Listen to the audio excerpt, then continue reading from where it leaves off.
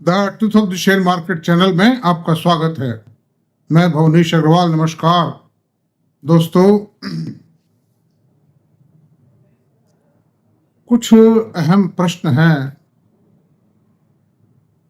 जिनकी ओर आम निवेशक का ध्यान ही नहीं है कि कहाँ क्या हो रहा है, उसका पैसा कहाँ सुरक्षित है, किस तरह से वो पैसा कमाए, किस तरह अपनी पूंजी को सेव करे, किस तरह कमा करके उसको सुरक्षित रखे। बहुत से लोग हैं कमा भी लेते हैं, खो देते हैं, लेकिन मान लीजिए किसी शेयर में प्रॉफिट हो गया, टाइम पर उसको बेचा नहीं, वो मिट्टी में मिल गया, मतलब खत्म है, कोई मतलब ही नहीं रहा उसका। तो और मुंगेरी लाल टाइप स्वप्न देखते रहते हैं कई लोग कि इसमें ये हो जाएगा, ऐसा हो जाएगा, वैसा हो जाएगा।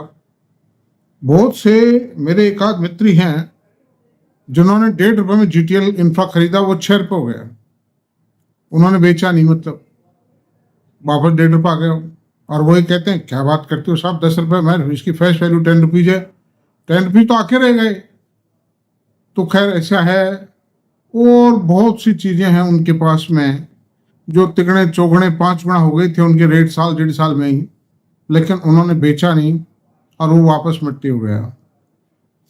तो सवाल ये है कि हम ऐसा काम ही क्यों करें कि जो घटपट के चक्कर में पड़े हम, घटेगा बढ़ेगा, रिस्क है। सबसे बड़ी चीज ये है कि शेयर बाजार में जिसने रिस्क रिवार्ड रेशियो को मेजर कर लिया, चेक कर लिया कि कितनी तो रिस्क है, कितना रिवार्ड मिल सकता है, वो आदमी कभी मात नहीं खाएगा शेयर बाजार। कई आदमी क्या कहते, अरे साहब शेयर बाजार है, इसमें 10-5% से क्या फर्क पड़ता है। इनका लॉन्ग टर्म इफेक्ट बहुत आता है। आज आपने मान लीजिए 1 लाख रुपए कमाया और 1 लाख रुपए पे 13.86% की CAGR जो आती है उससे 5 साल के अंदर डबल हो जाता है पैसा। तो 5 साल में 2 लाख हो गया, नहीं हो गई। और या किसी गलत शेयर में लगा दिया 10,000 रुपये भी रह सकता है आपका, 5,000 भी रह सकता है, इवन 2,000 भी रह सकता है। तो इन सब चीजों को कैलकुलेट करना कि किस सेक्टर में किस तरह के इन्वेस्टमेंट में पैसा मुझे ज्यादा मिलेगा और मेरी पूंजी सुरक्षित रहेगी। और ऐसा भी होता है कि आपने मान लीजिए 25 शेयर खरीदे आप, उसमें 10 स्मॉल कैप हैं, 10 मिड कैप हैं, 5 लार्ज कैप हैं, या 10 लार्ज कैप हैं, 10 मिड कैप हैं, 5 स्मॉल कैप खरीदी। अब इनमें से आधे आधे शेयर जो है ना, वो या तो बढ़ते नहीं है या घाटा दे जाते हैं 4-5 साल के दायरे में। तो आपकी जो बाकी जो 50% जो आपके जो पोर्टफोलियो में शेयर हैं, 50% स्क्रिप्ट है, मतलब उनका कमाया हुआ पैसा बराबर हो जाएगा। लोग स्मॉल कैप की दौड़ते हैं, इसकी ओर दौड़ते हैं, लार्ज कैप मिड कैप की तरफ दौड़ते हैं, लेकिन ये कहीं ना कहीं कोई न कोई चोट मार जाते हैं, मैं आपसे बता रहा हूं। और आप 5 स्मॉल कैप खरीद लीजिए, एक चलेगा उसमें से, वो भी चल जाए तो गनीमत है, मतलब। और इस तरह से पतली गली से खिसकती हैं ये कंपनियां, यूं मोड़ देके आपको हवा ही नहीं लगने देते हैं और चुपचाप माल बेच के रवाना हो जाते हैं। ये सबसे बड़ा संकट है। तो उसकी सुरक्षा के लिए मैं आज आपके चर्चा करने जा रहा हूं। जो मैं ये जो फालतू, कई लोग क्या, अरे फालतू बकवास करता है तो, अरे क्या रखा है इसमें, क्या कुछ नहीं है, ये रामायण है, राम कथा है। तो वो जो इस तरह के लोग हैं जो रातों रात करोड़पति अरबपति बनना चाहते हैं, वो जिंदगी निकल जाएगी, कभी करोड़पति अरबपति नहीं हो पाएंगे। करोड़पति अरबपति बनने के लिए एक सुनियोजित इन्वेस्टमेंट चाहिए, एक प्रॉपर स्ट्रेटेजी चाहिए, एक प्रॉपर थिंकिंग और कंसेप्ट चाहिए। उस हालत के अंदर ही आदमी पैसा कमा सकता है। तो मैं आपको आज बताता हूं दोस्तों, पिछले 10 सालों के अंदर देश की नामी ग्रामी जो कंपनियां थी, उन्होंने क्या, उनका CAGR क्या रहा। I have compiled the figure.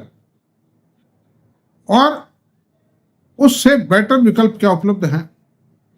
देश की जो टॉप रैंकिंग कंपनी है, cream of the stock exchange है, उसका रिटर्न पिछले 10 सालों में CAGR क्या रहा, ये मैं आपको बता रहा हूं। उसके आगे और बहुत सी बातें बताऊंगा, बशर्ते आप लोग सुने उसको। और संतोषी सदा सुखी, संतोष का परिणाम बड़ा जबरदस्त आता आगे चल के। तो मैं बताता हूं आपको, रिलायंस इंडस्ट्रीज का CAGR 10 साल का क्या रहा, 22%। अच्छा, इन्फोसिस का CAGR क्या रहा पिछले 10 साल का? 12% रहा। ये ज्यादा आ सकता था, लेकिन पिछले 3 साल बहुत खराब निकल गए। 14-15% हो सकता था, 18% हो सकता था, लेकिन ये जो पिछले 3 साल है इन्फोसिस के लिए खराब गए, इसलिए ये 12 रह गया है। तो रिलायंस से कम नहीं है ये भी। लार्सन एंड ट्यूब्रो 12%,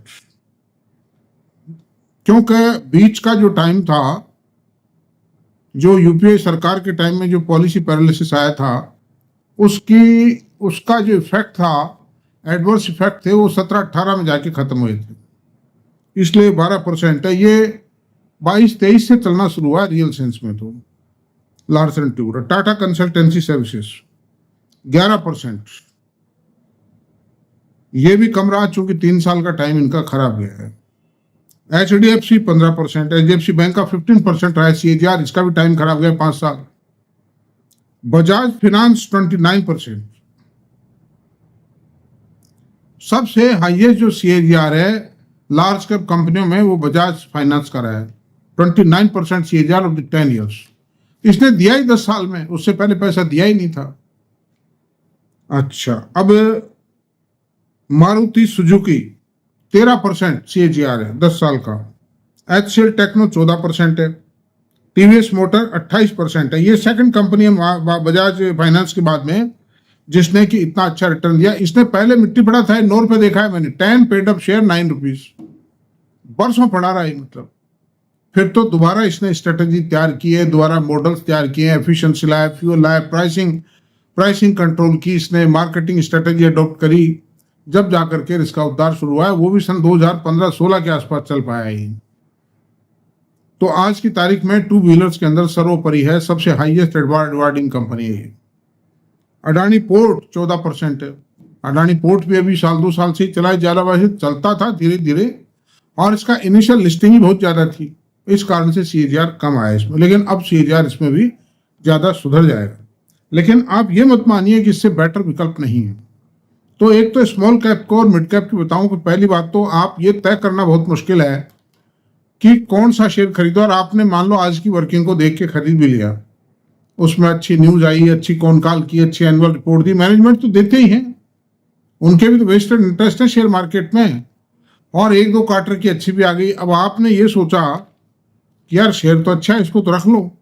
अरे चौथे 5वें क्वार्टर में, तीसरे क्वार्टर में आपको धोखा देगा, आप बेच भी नहीं पाए, उस माल को प्रॉफिट बुक नहीं का, इस लालच में कि आपको आगे का समय अच्छा नजर आ रहा था, और आप तुरंत लपेट में आ गए। घटता जाता है, सोचता है उठेगा ठीक हो जाएगा, कंपनी तो अच्छी है, और वो बैठते बैठते रुपए की चवन्नी रह जाती।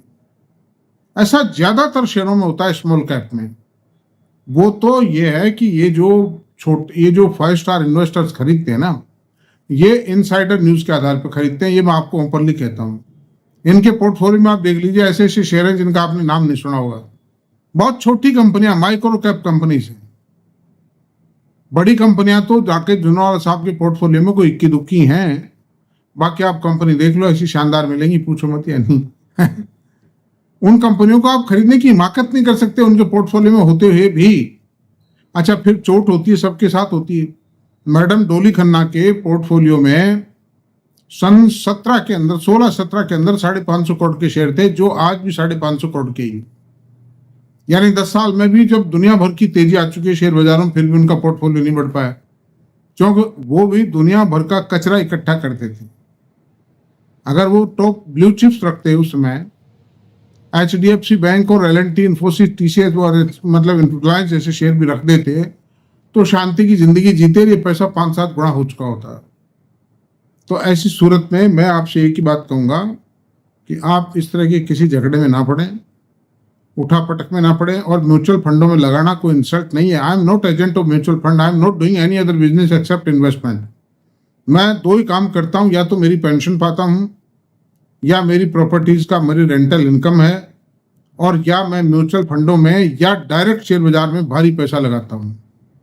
इसके अलावा मेरा कोई काम नहीं। फिर ईश्वर की आराधना करता हूं। कोई वेस्टेड इंटरेस्ट नहीं है, कहीं कुछ नहीं है।